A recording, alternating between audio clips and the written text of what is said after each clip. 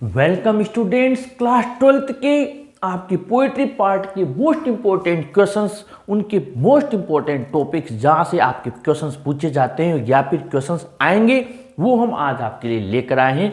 विशेष रूप से आपके पोइट्री पार्ट में इस बार आपकी 5 पोएम्स दी हुई है, एक पोएम आपके हटा दी गई है।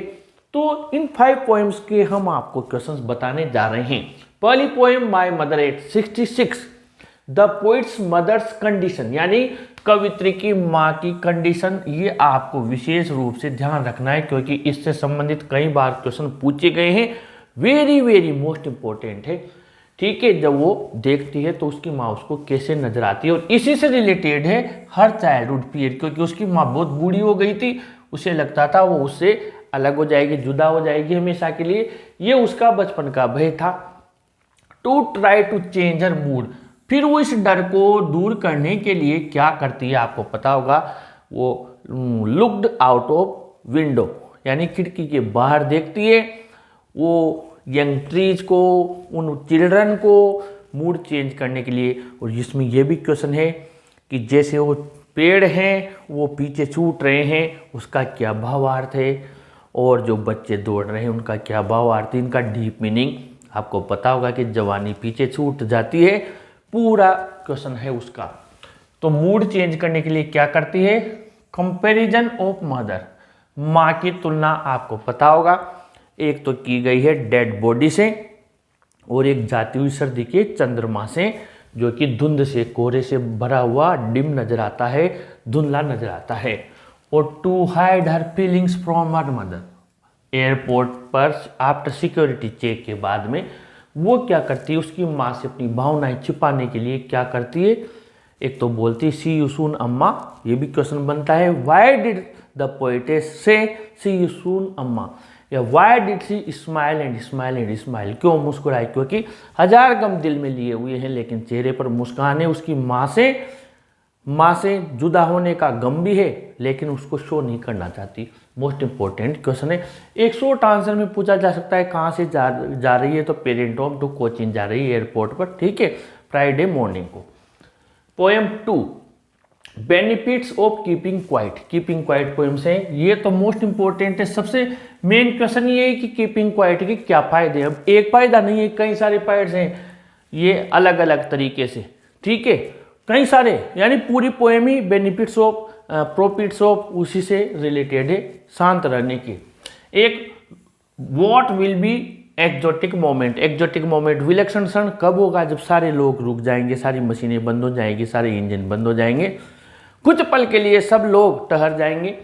ब्रदरहुडनेस, भाईचारा, इंस्टीड ऑफ वॉर्स, ये युद्ध से रिलेटेड है। युद्ध की तैयारी करने वाले लोग जब रुकेंगे तो क्या करेंगे, तो वो भी उनके भाइयों के साथ में छाया में टहलेंगे, विश्राम करेंगे।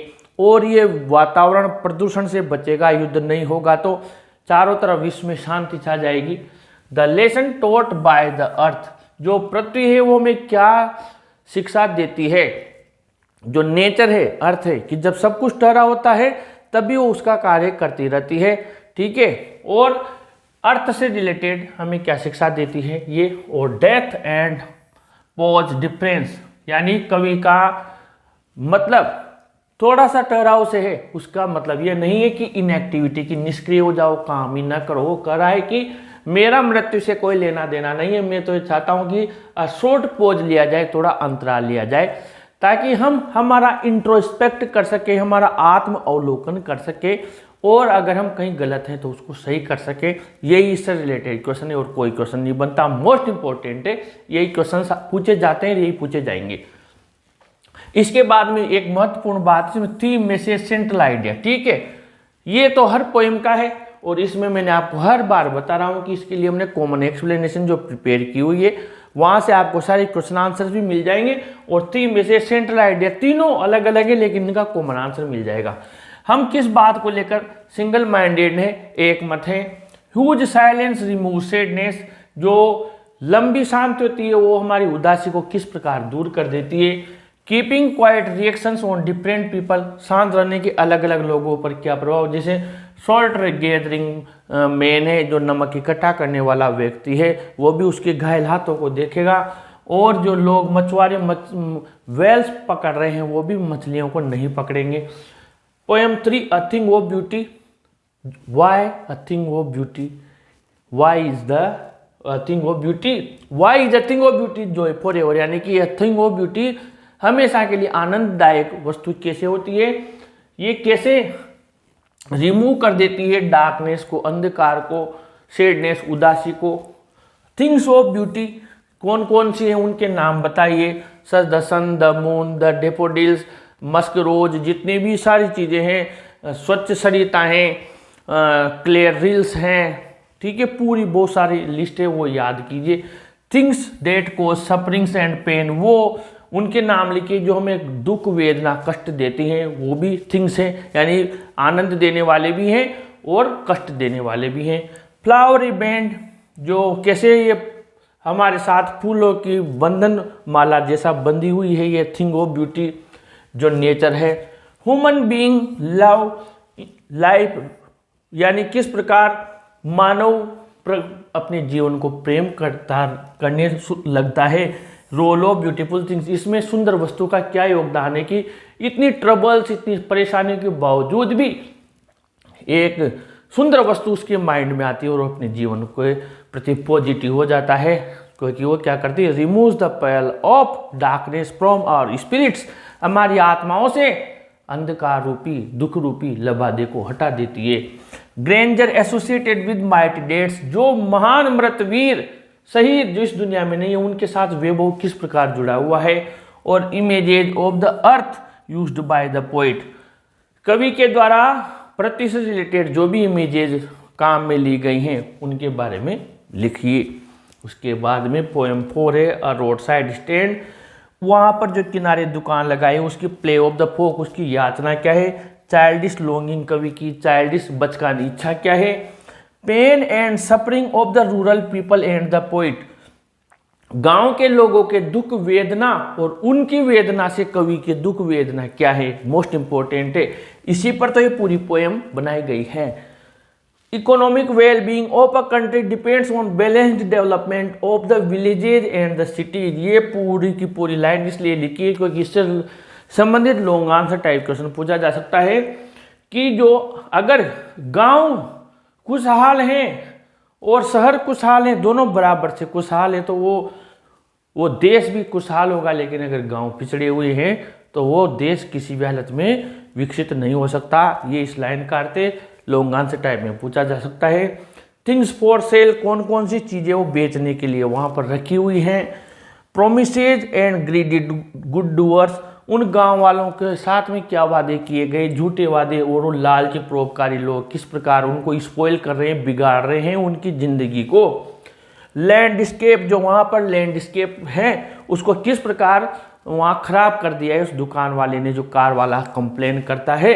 Behaviour of car owners stop there, जो कार वाले ठहरे उनका व्यवहार क्या था, उनकी शिकायतें क्या थी, जो अलग अलग बार रुके थे, first car, second car, third car, ये अलग अलग क्वेश्चन। और इस कविता का थीम में से सेंट्रल आइडिया जो कि आपके इससे टच होकर निकलेगा, गांव वालों की स्थिति और उनके कैसे सुधार किया जाए। पोएम 5 है आपके आंट जेनिफर टाइगर। सबसे पहले तो टाइगर्स डिस्क्राइब्ड क्रिएटेड, एक तो डिस्क्राइब्ड इन द पोएम, जो बाघ हैं जो कविता में बताए गए हैं वो कैसे हैं, तो ब्रेव हैं, वो बहुत ज़्यादा स्ट्रॉन्ग है, किसी से फियरलेस है, डरते नहीं हैं। क्रिएटेड, और जो आंट ने बनाए हैं वो कैसे हैं, यानी कि जो दोनों सेम ही है क्योंकि वो किसी से डरते नहीं है।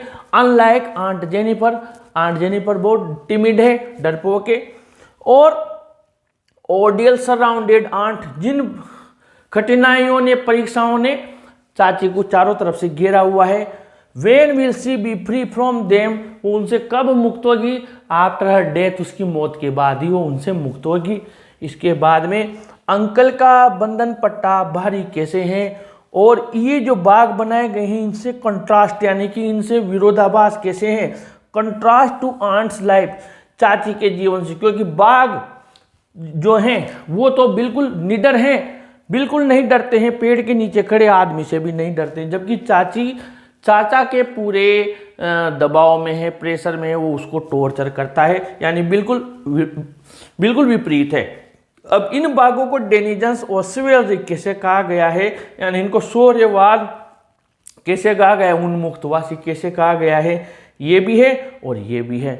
Symbolism used in the poem, जो कविता में सिंबल यूज में लिए हैं, जैसे बाघ यूज में लिए हैं, तो ये क्या शो करते हैं, क्या सिंबल, यानी ये टाइगर ये किस बात का प्रतीक है, ये है निडरता का, साहस का, इनका, तो ये इससे रिलेटेड। और फिंगर्स फ्लटरिंग इन हर ऊल, यानी जो ऊन से वो बुनाई कर रही है उसमें उसकी उंगलियां क्यों फड़फड़ा रही है, क्योंकि वो डरी हुई है, सहमी हुई है, ठीक है। मोस्ट इंपॉर्टेंट है कैरेक्टर ऑफ आंट, चाचे का कैरेक्टर स्केच और इस कविता का मैसेज, थीम, सेंट्रल आइडिया, जो कि कॉमन एक्सप्लेनेशन से मिल जाएगा। तो ये मैंने आप लोगों को पोइट्री के वेरी मोस्ट इंपॉर्टेंट टॉपिक्स बताए। आशा है आप इन टॉपिक्स को जरूर पढ़ेंगे, जरूर स्टडी करेंगे। सारा मटेरियल अपने चैनल पर अवेलेबल है। प्लीज़ अपने फ्रेंड्स को भी जरूर शेयर करें, इस वीडियो को जरूर लाइक कीजिए और अपने चैनल को भी जरूर सब्सक्राइब कीजिए। Thank you.